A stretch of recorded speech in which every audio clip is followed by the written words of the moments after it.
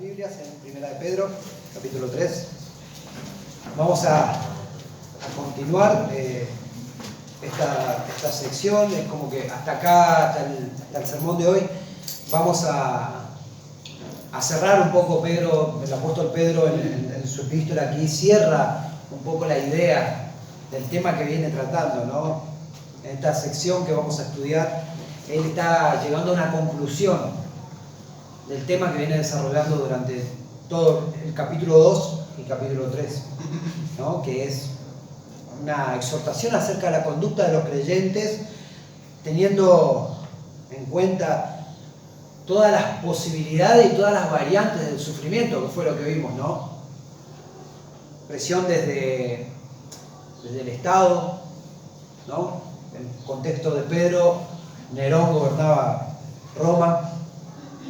Él lo que intenta abarcar es las diferentes direcciones de donde suelen venir las angustias y las dificultades para los creyentes. Como decía, el Estado, sus malos representantes, tema que ya habíamos visto, incluso amos insoportables que le hacían la vida difícil a los cristianos.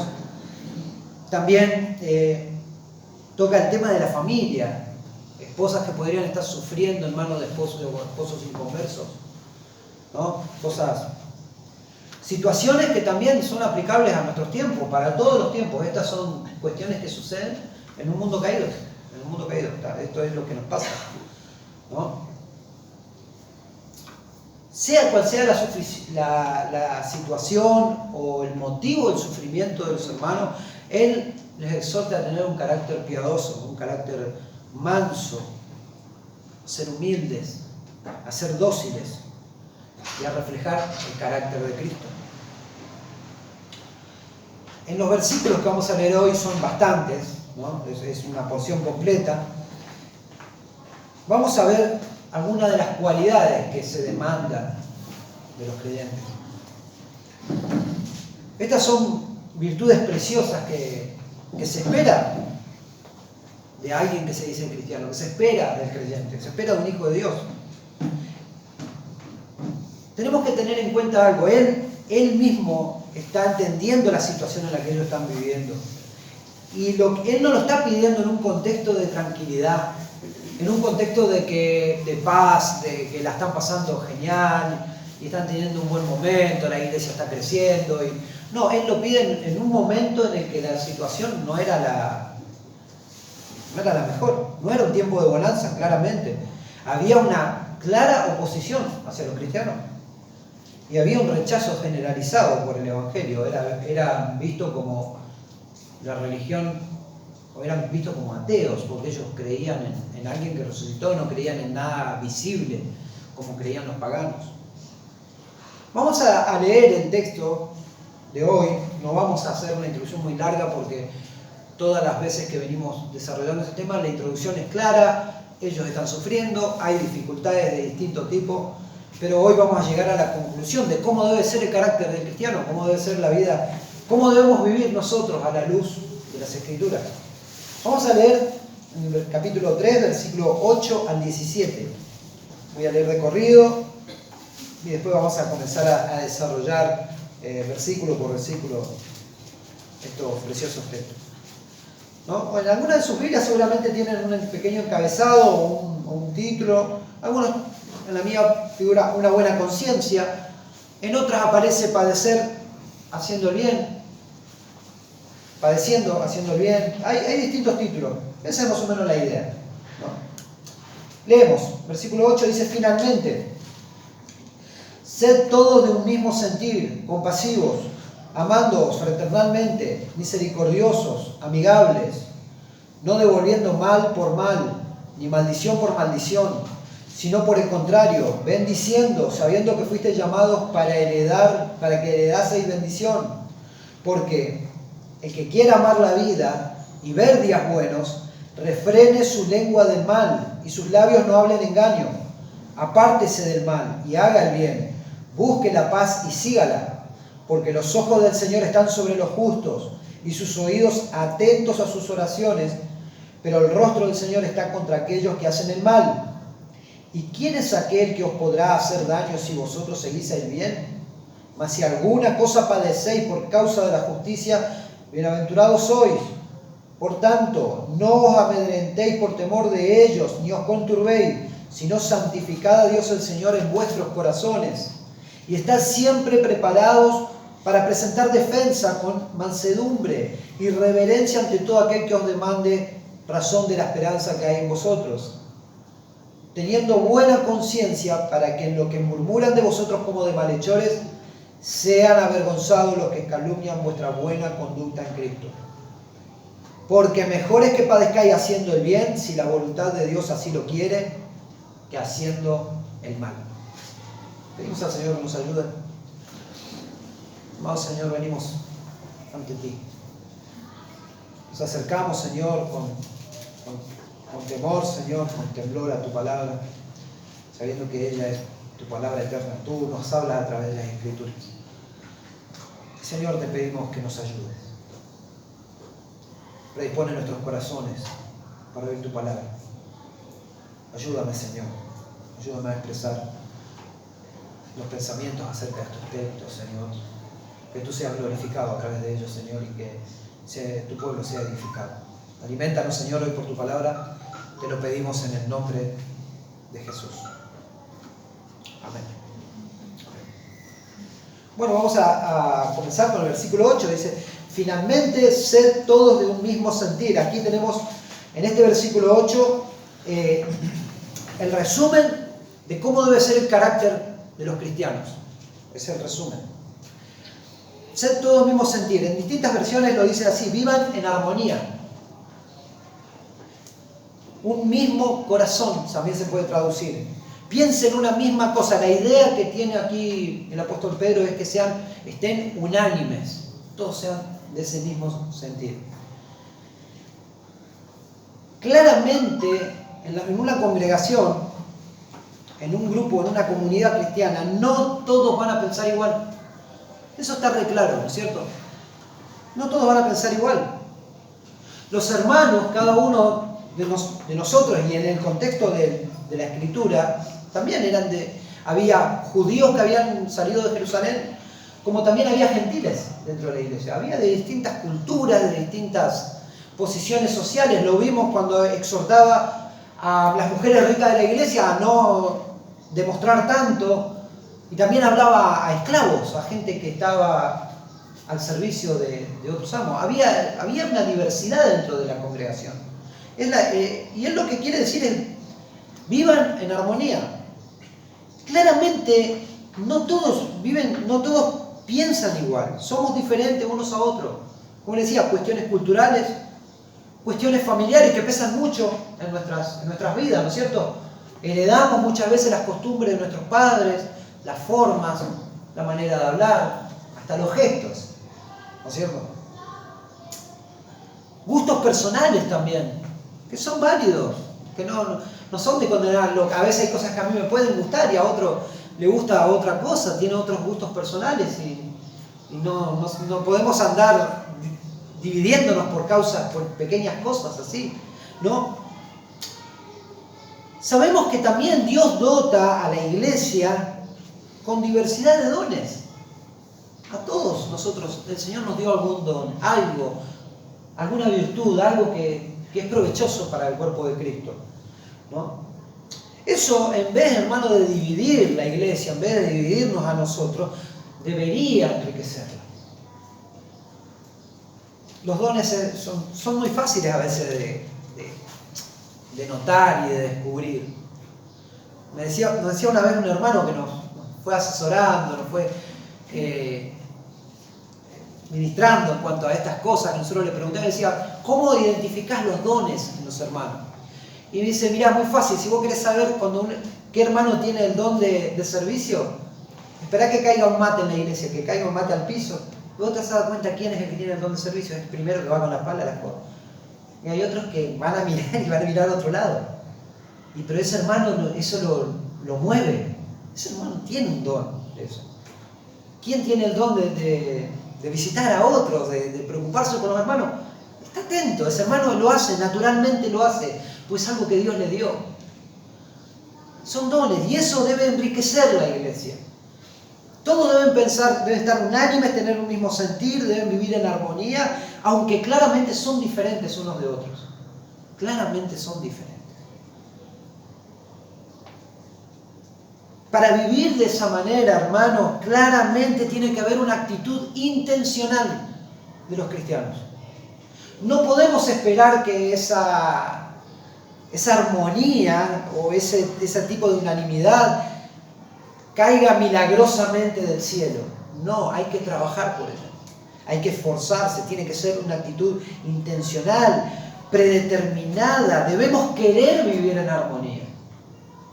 Todos estamos involucrados y la iglesia allí en el contexto de la carta y nosotros estamos involucrados en eso, en trabajar para vivir en armonía. Y a partir de esa idea que él parte, de que todos deben estar unánimes, él comienza a dar una lista de cualidades que deben tener los creyentes. Y es tremenda la lista. Tremenda cuando desarrollamos y vemos, ahora vamos a ver palabra por palabra las cualidades que deben tener los creyentes. La vara es alta y a veces nosotros estamos muy, muy abajo. Vamos a ir leyendo. Hermanos, antes de que usted se sienta mal, o yo, porque yo cuando lo preparé el tema también empezaba a ver todas mis propias deficiencias y a uno se siente mal, ¿no? Claramente, hermano, no creo que estas cualidades que vamos a ver en la Escritura estén en plena perfección en ninguno de nosotros. Claramente no lo están. Pero sí están presentes en aspiraciones, en la intención de nuestro corazón, en esos nuevos deseos que vinieron cuando el Señor nos transformó, cuando el Señor nos salvó, cuando Cristo mudó nuestro corazón y nos perdonó nuestros pecados. Los nuevos deseos, la nueva naturaleza vino a nuestra vida. Antes no nos importaban los demás. Mientras a mí no me pase nada, mientras a mí no me molesten, yo no me meto con nadie, cosas así. ¿No es cierto? Parte del común hablar de este mundo.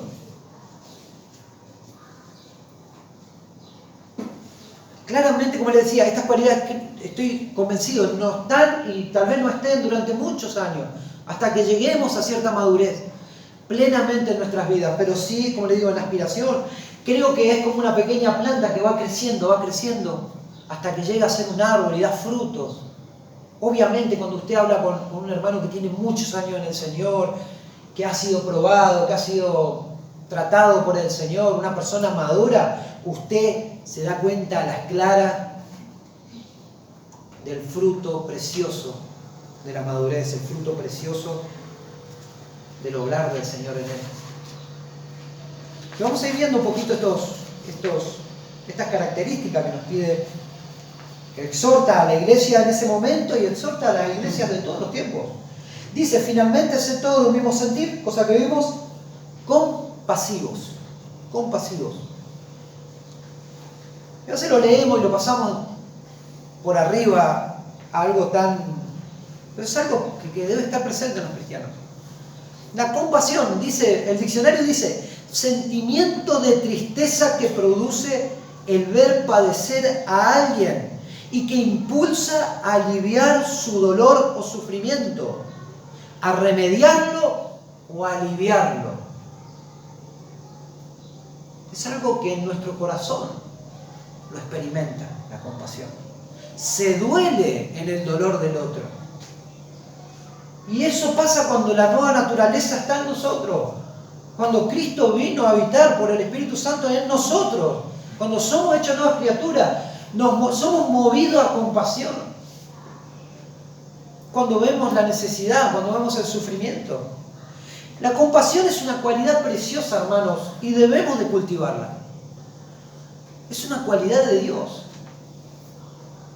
que mira al desvalido, que mira al que sufre, que tiene empatía con los demás. Y es lo que Pedro le está diciendo, compasivos. Mira al que sufre, mira a tu costado, mira al lado, mira al otro. Mira, hermano, esto es una virtud que está presente en muchos filántropos de este mundo. Hombres incrédulos, egocéntricos, pero que se compadecen del dolor, de aquellos que sufren enfermedades extrañas, de ciertos grupos de personas que sufren, de refugiados. Y son movidos a compasión. Es algo que está innato en los hombres. Es parte de la imagen de Dios, impresa aún en el incrédulo. Esa gracia común que Dios dispensa a los hombres. Y son movidos a compasión. Hay gente que está comprometida con los que sufren y trabajan incansablemente. Gastan su dinero, gastan sus vidas para ayudar a otros.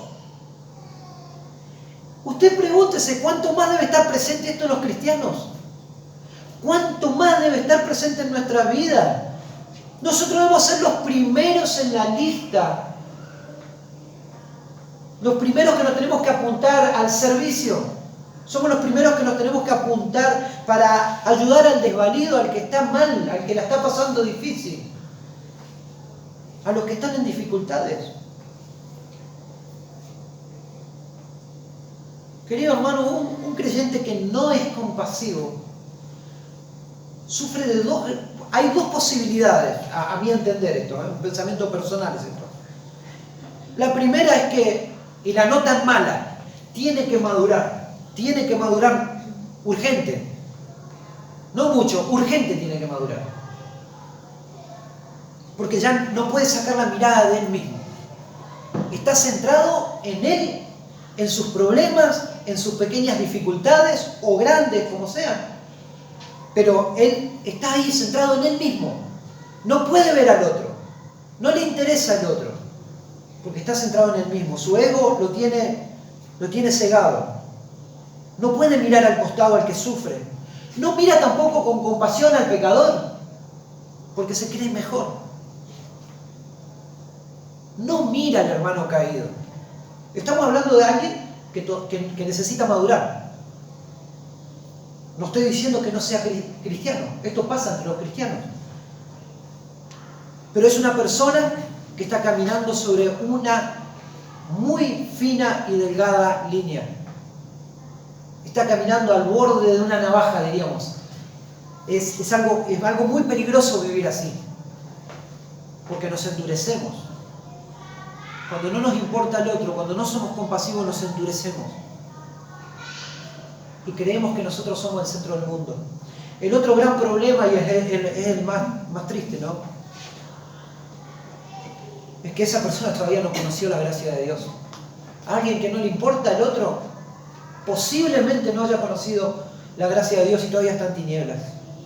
Todavía está en muerte. Mira, hermano, 1 de Juan, capítulo 3, versículo 17, se lo leo. Dice así: pero el que tiene bienes de este mundo y ve a su hermano tener necesidad y cierra contra él su corazón, ¿cómo mora el amor de Dios en él? Una pregunta retórica que está haciendo. Claramente no está morando el amor de Dios en él. Seguimos, dice, ahí en el versículo 8, compasivos, amándoos fraternalmente. Esto está hablando del amor fraternal. El amor fraternal, hermano, en la literatura cristiana antigua significa tratar a los demás como si fueran parte de nuestra familia. Como si fueran parte de la familia de uno. Esta clase de amor, hermano, quiere decir que a uno le agrada a la otra persona. En realidad, en el original es que te gusta esa persona, pero no tiene que ver con ese amor, no tiene que ver con el amor de Dios ni con el amor erótico, sino que tiene que ver con que a vos te cae bien esa persona a vos te agrada, vos la apreciás. ¿Y vos qué deseas de esa persona? A las personas que uno quiere, uno le desea lo mejor, uno quiere lo mejor para él. Y la palabra básica que se utiliza acá para este tipo de amor es fileo, ¿no? Que significa, en el original significa besar. Pero como les decía, no tiene que ver con el contexto del amor entre un hombre y una mujer, sino que tiene que ver con ese cariño, afecto. Cuando la Escritura dice saludados con ósculo santo, está hablando es un beso amoroso, de cariño de los hermanos. Ese tipo de amor tiene que haber entre los cristianos. Eso significa demostrar una amistad íntima. Son parte de tu familia. Jesús le enseña constantemente a sus seguidores el principio del amor fraternal. ¿Se acuerdan cuando Él nos enseña el segundo y más grande mandamiento? ¿Cuál era? Amarás a tu prójimo como a ti mismo. Vos ya estás a un costado. O sea, es obvio que nosotros nos queremos. Por eso vamos, nos arreglamos, nos cuidamos, hacemos todo lo mejor posible. Así como somos con nosotros, tenemos que ser con otros. Amarlos. De igual manera, preocuparnos. En la parábola, ¿se acuerdan del buen samaritano? Ahí explica el Señor quién es el prójimo. ¿Quién es el prójimo? También, ¿se acuerdan en esa parábola cuando Él habla del perdón, el Señor allí en Mateo 18, 23 al 35, no lo vamos a leer, pero Él explica cómo debemos relacionarnos con otros. Si el juez, si el rey le perdonó la deuda impagable a esa persona, ¿cómo vos no vas a perdonar a tu hermano? Al otro que te debe menos, que te cometió una pequeña falta. ¿Cuánto nos perdonó el Señor a nosotros? ¿Cuán grande, eterna deuda nos perdonó? Nos perdonó a nosotros y nosotros no vamos a perdonar una pequeña falta. No puede ser grave, no importa. El Señor nos insta a perdonar. Nos insta a que seamos compasivos, a que amemos de esa manera fraternal. Esa es la regla de oro del perdón.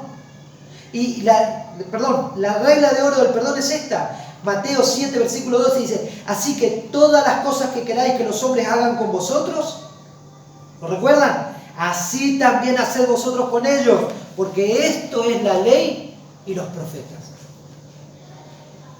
El mismo apóstol Pablo enseña en todo el Nuevo Testamento, habla del amor fraternal en el contexto de la comunidad de los creyentes, o sea, la iglesia, y él utiliza el término que es famoso, nosotros lo hemos escuchado, hasta en los negocios le suelen poner ese negocio, el término Filadelfia, que viene eso de fileo, ¿no? Allí en 1 Tesalonicense, luego en Romano, y en ambos casos, él lo que insta es a que los hermanos vivan en paz, tengan armonía, estén tranquilos entre ellos. Tremendas estas palabras. ¿Cuánto debemos de madurar nosotros? ¿Cuánto debían de madurar ellos también? Y lo mismo para nosotros. Seguimos ahí en el versículo 8. Dice: amando fraternalmente, misericordiosos. Otro sinónimo de la compasión, de ser compasivo. La misericordia, hermano, está en el sentir angustia y dolor por el dolor que está sufriendo otro, por el pesar ajeno. Nosotros eso nos pone mal, nos angustia cuando vemos al otro sufrir. Sentir el dolor ajeno como propio y actuar en consecuencia. Hay una cosa que es muy diferente. La misericordia no es lástima. La lástima se duele del dolor ajeno, pero no hace nada. ¿Viste? Pobre aquel. Lo solemos hacer. Nos da lástima algo. La misericordia, en cambio, tiene ese condimento. Siente pesar por el dolor ajeno, lo siente como propio, pero actúa en consecuencia. De alguna manera yo voy a trabajar para aliviar el dolor de él. Algo tengo que hacer. Hermano, la misericordia debe de manifestarse de diferentes formas. Piensen en algunas cosas que pueda hacer. Medios materiales, como dar albergue a alguien que lo necesita en un momento. Dar de comer, dar de beber, vestir al que no tiene, hermanos, entre otros, montones de cosas podemos hacer.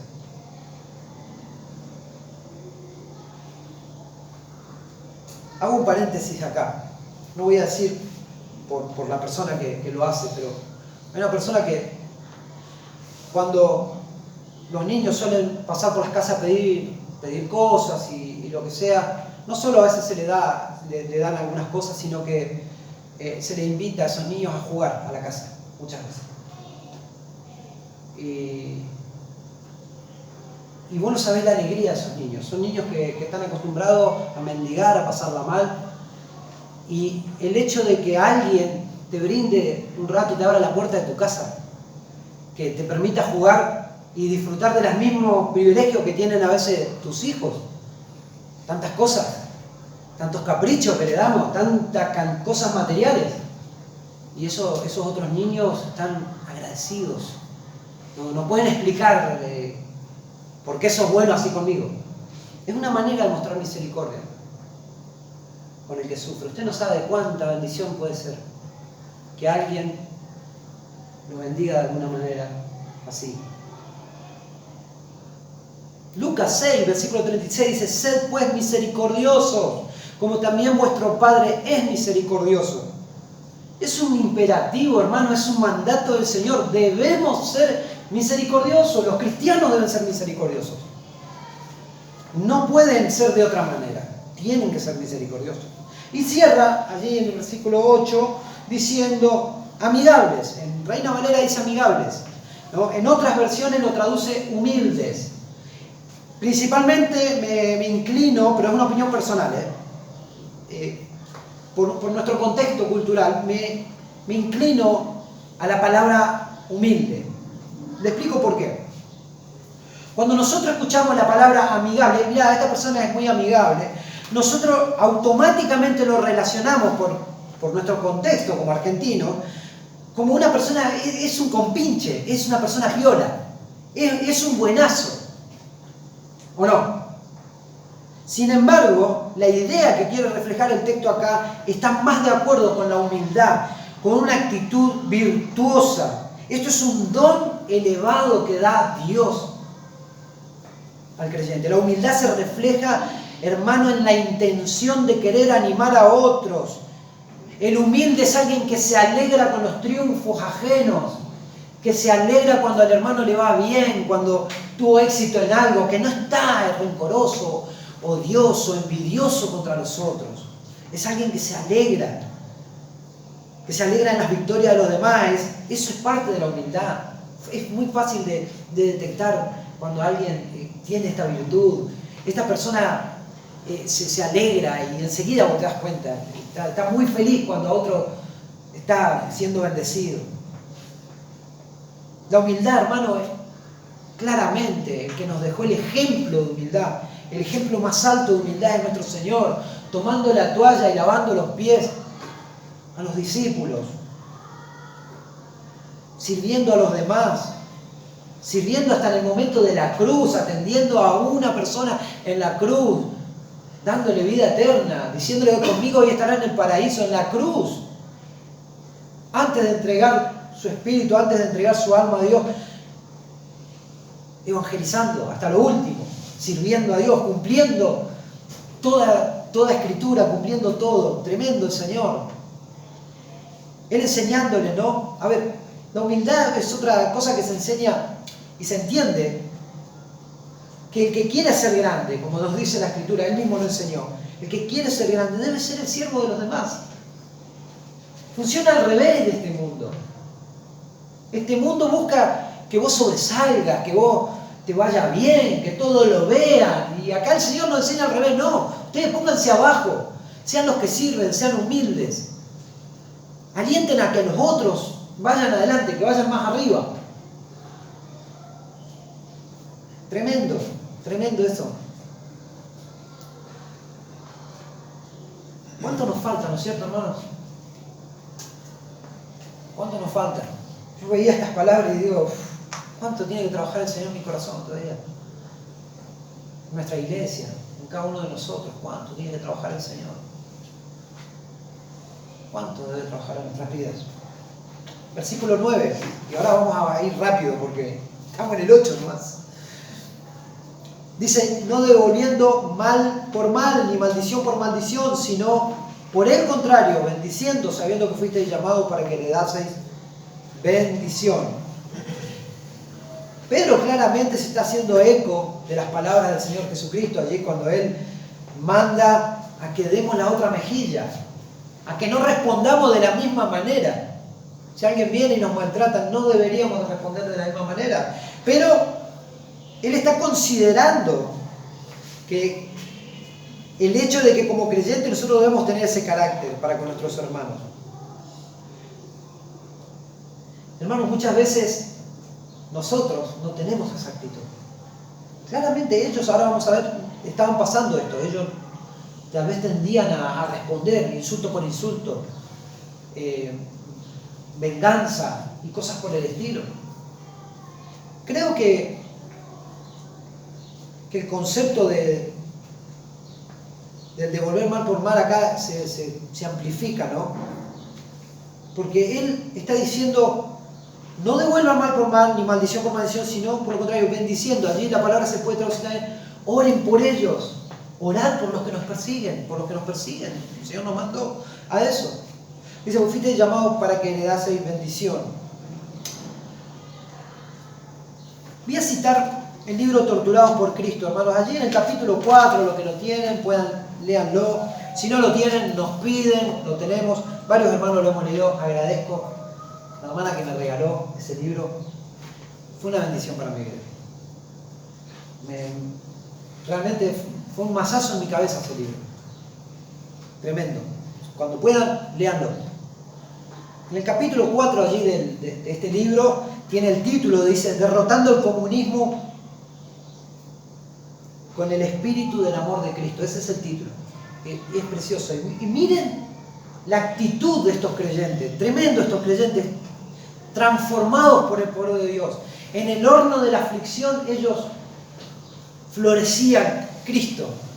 Florecía el Señor allí. Dice, en las cárceles comunistas, contaba él, dice, he visto cristianos arrastrados arrastrando los pies con cadenas de 25 kilos, torturados con atizadores al rojo, en cuyas gargantas, dice, habían forzado cucharadas de sal para luego negarles el agua.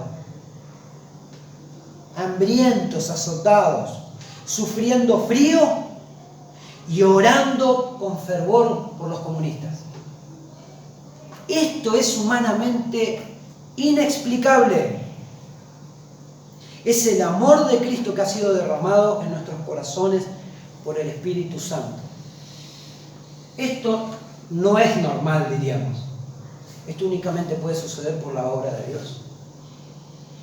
Cristo no respondía con maldición, sino que encomendaba a Dios, al que juzga justamente todo. ¿Cuánto nos falta? ¿Cuánto nos falta para estar de esa manera, para vivir así? Él está señalando aquí en la Escritura que los lectores están tratando de cobrarse daños e insultos por su propia cuenta. Les dice, él claramente está diciendo, dejen de desquitarse. El devolver mal por mal, insulto por insulto, es algo que no tiene lugar en la religión cristiana. No tiene lugar en nuestras vidas. Él apela a la autoridad de las Escrituras y comienza a partir del versículo 10 en adelante hasta el 13. Él comienza a citar el Salmo y lo vamos a leer, el Salmo 34. Si quieren pueden ir a sus Biblias. Salmo 34, versículo 12.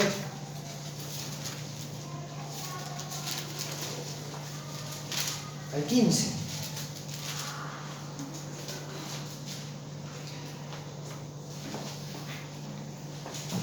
Vamos a leer acá y vamos a pasar los versículos 10 que estamos leyendo en 1 Pedro porque justamente es la cita del Antiguo Testamento.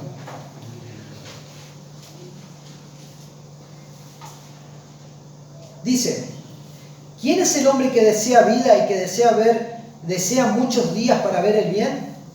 Guarda tu lengua del mal y tus labios de hablar engaño. Apártate del mal y haz el bien, busca la paz y síguela. Literalmente él tomó esta porción del Antiguo Testamento y la aplicó para esta iglesia.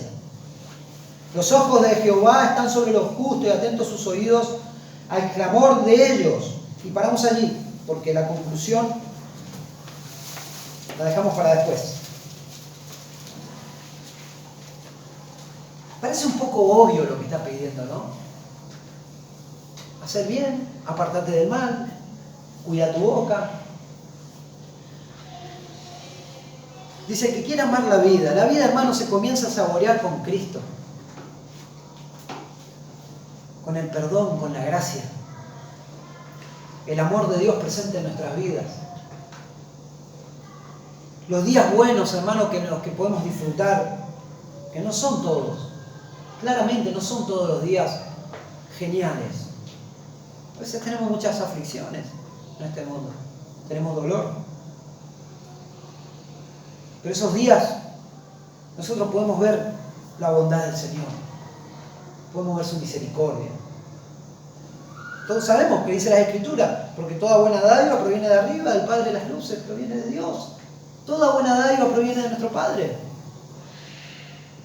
Y nos dice, seguimos leyendo, dice, el que quiere y ver días buenos, refrene su lengua del mal y su labio no hablen engaño.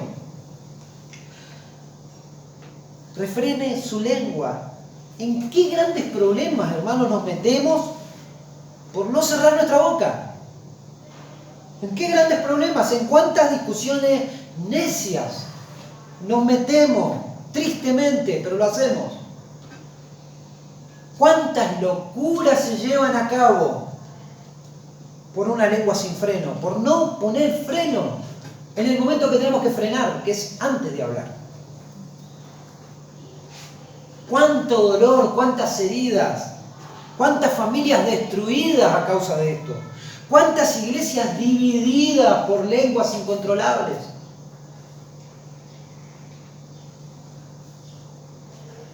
Tremendo. Dice, apártese del mal y haga el bien. Busque la paz y sígala. Hermano, la Escritura nos manda en todo momento a que seamos pacificadores. La paz es elusiva, hermanos. La paz muchas veces se nos escapa de las manos. Es difícil de domar la paz.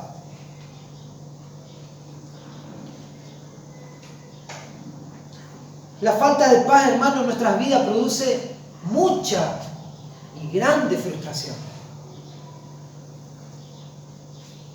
Es que muchas veces se nos escapa de las manos la paz. Es mucho más fácil. Hermano, por la paz hay que luchar, hay que pelear. Tiene que haber una disposición en nuestra vida de conquistarla, de domar la paz. La guerra es mucho más fácil de lograr que la paz. Solo falta tirar un poquito de leña al fuego y todo arde.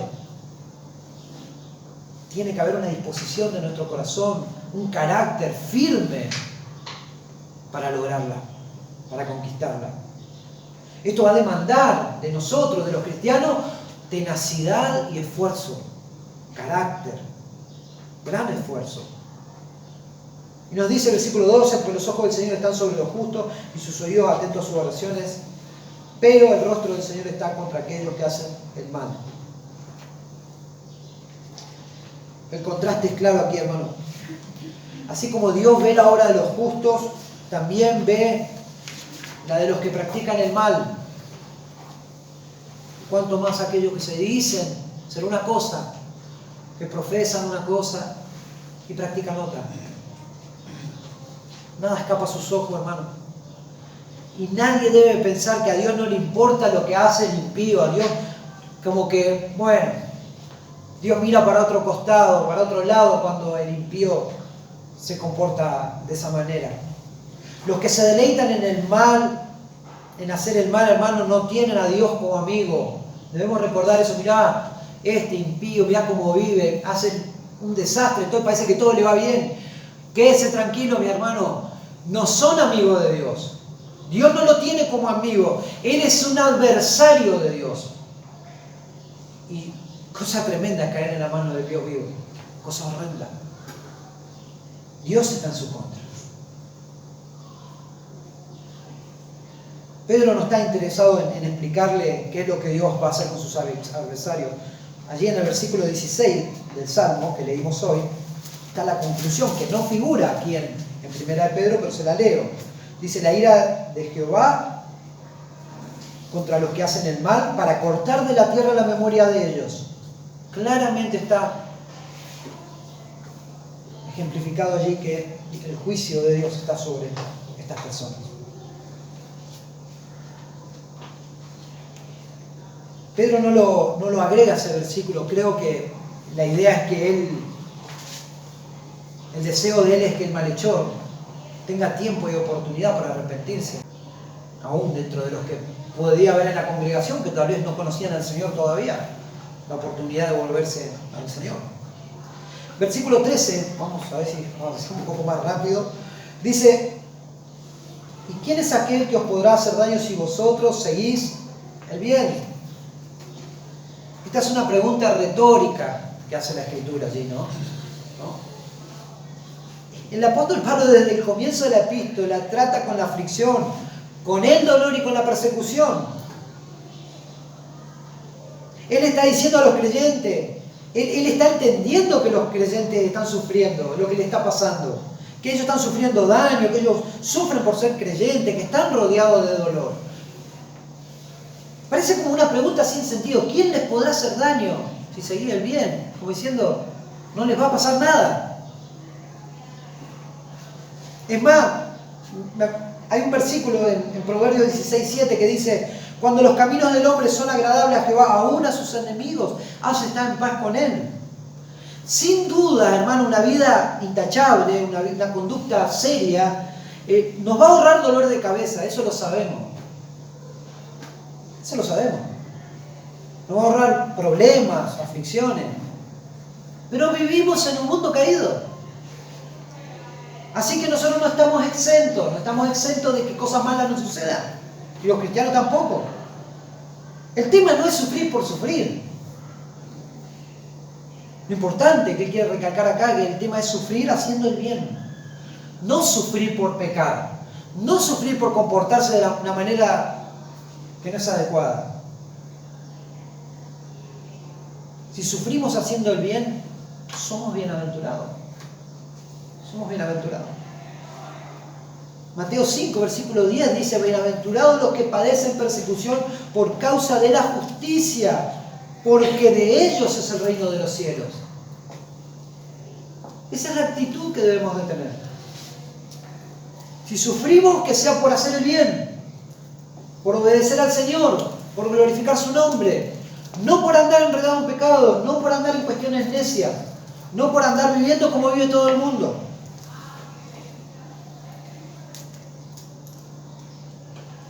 Y esto lo une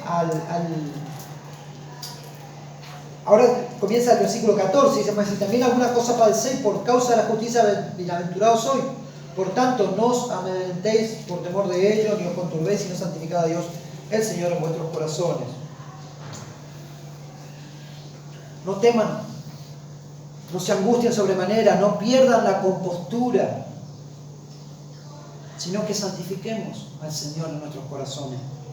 Que con toda nuestra alma consideremos al Señor, que lo alabemos en todo momento, que esperemos en Él todo el tiempo.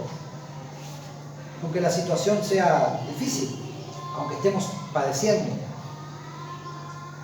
Versículo 16, estos versículos que leímos, vamos a ver que tienen es casi un copio y pego del capítulo 2. Vamos a ir al capítulo 2, versículos 12 y versículo 15, son prácticamente los mismos versículos. Vaya un poquito más atrás, dice, versículo 12, dice: manteniendo vuestra manera de vivir entre los gentiles, para que en lo que murmuran de vosotros como malhechores glorifiquen a Dios en el día de la visitación, al considerar sus buenas obras. El 15 dice: porque esta es la voluntad de Dios, que haciendo el bien hagáis callar la ignorancia de los hombres insensatos.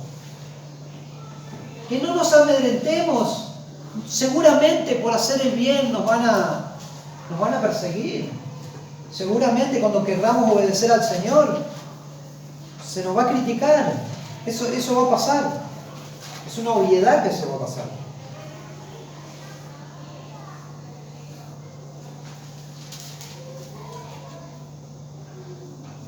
También nos dice: estar preparados siempre para presentar defensa con mansedumbre y reverencia ante todo el que os demande razón de la esperanza que hay en vosotros.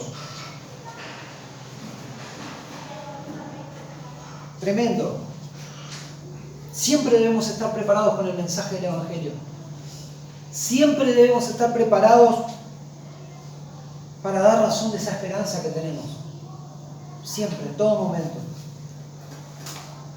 Esto tiene un poco la idea de allí en los primeros versículos de la epístola cuando dice que nos conduzcamos con temor todo el tiempo de nuestra peregrinación, contemplando al Señor, siempre listos, dispuestos, mansos para dar las razones de nuestra esperanza, porque hemos confiado en el Señor.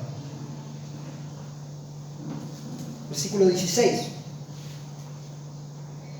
dice: teniendo buena conciencia para con los que murmuran de vosotros, para que en lo que murmuran de vosotros como de malhechores sean avergonzados los que calumnian vuestra buena conducta en Cristo. Lo leímos recién allí en el versículo 15 y en el versículo 12 del capítulo 2. Hermanos, claramente el pecado ensucia nuestro testimonio personal. Cuando nosotros derrapamos, nos desbarrancamos, pecamos, esto ensucia nuestro testimonio personal. Somos avergonzados, hermanos, cada vez que tropezamos en el pecado. La idea que Pedro tiene aquí es que los hermanos, que los cristianos caminen en luz, caminen a la luz del Señor. En cuanto dependa de ellos, cuando dependa de usted, de mí, debemos estar tranquilos, en paz, buscar la santidad, buscar la paz con el Señor, la paz con los demás. No nos involucremos en cuestiones necias, en cuestiones pecaminosas. No nos enredemos tan fácilmente en cosas que nos pueden llevar a pecar, a estropear el testimonio de Cristo. Le doy un consejo, hermano. Tal vez ni usted ni yo podemos evitar que otro hable mal de nosotros. No podemos evitarlo. Pero sí podemos evitar dar motivos. De eso debemos cuidar. No vamos a impedirle que otros critiquen, hablen, lo que sea. Seguramente eso puede pasar. Pero debemos evitar dar motivos. Versículo 17 dice así: porque es mejor que padezcáis haciendo el bien, si la voluntad de Dios así lo quiere, que haciendo el mal. Claramente la posibilidad de sufrir está. Que el pecador sufra por sus propios hechos está bien y es justo. El cristiano, hermano, que sufre injustamente al hacer buenas obras, sabe que Dios controla todo lo que sucede y que en su providencia Él nos va a guiar. Y Él va a dirigir nuestra vida hasta el fin predeterminado que Dios, ese surco, ese camino que Él había marcado. Les comparto mis pensamientos finales. La idea principal es que los cristianos estén firmes, bien dispuestos a dar razones de su esperanza. Que si el sufrimiento, hermano, llega a sus vidas, sea haciendo el bien. Sea haciendo el bien. Honrando a aquel que es el ejemplo más grande de oposición. Nuestro Señor Jesucristo. Nadie sufrió como Él. Nadie sufrió tal oposición de pecadores como Él. En cuanto podamos, cada uno de nosotros cultivemos estas virtudes que leímos hoy. Seamos compasivos. Amemos a nuestros hermanos. Esforcémonos en esto. Seamos misericordiosos. Cultivemos la humildad. Trabajemos en estas cosas. Y si nos toca sufrir por ser cristianos, cosa que puede pasar, seguramente puede pasar. Si nos toca sufrir según la voluntad de Dios, hermano, les dejo un versículo más para que usted medite en este último texto. Romanos 12, versículos 18 y 19 dice: si es posible, en cuanto dependa de vosotros, estad en paz con todos los hombres. No os venguéis vosotros mismos, amados míos, sino dejad lugar a la ira de Dios, porque escrito está: mía la venganza, yo pagaré, dice el Señor. Hermano, que tengan un buen domingo, que el Señor les bendiga. Meditamos y pensamos en esto. Oramos. Amado Señor, te damos gracias por tu palabra. Señor, tu palabra es verdad. Tu palabra es viva, Señor, eficaz. Te pedimos que sea aplicada con el poder de tu Espíritu a nuestras vidas, a nuestras almas, para que podamos dar fruto, Señor. Contrista nuestro corazón, nuestra vida, Señor, y que podamos trabajar de nuestra parte, esforzarnos en la santificación para moldar nuestra vida al carácter que tú demandas, Señor, y tú quieres de nosotros. Sabemos que todo esto es parte de la gracia tuya. Sabemos que no lo podríamos hacer por nuestras propias fuerzas. Estas virtudes maravillosas que están presentes en total plenitud en tu persona, Señor, únicamente tú nos las puedes comunicar a nosotros, no las podemos falsear. Ayúdanos, Señor. Pedimos tu bendición en esta mañana y te entregamos a ti toda la gloria. Gracias por permitirnos, Señor, reunirnos con nuestros hermanos. Pedimos por los que están pasando dificultades, por los que están pasando problemas de salud, problemas familiares, Señor. Te rogamos tu intervención y tu mano, Señor. Te alabamos, Señor, y encomendamos nuestras almas a tu nombre, Señor. Te damos gracias. En el nombre de Jesús.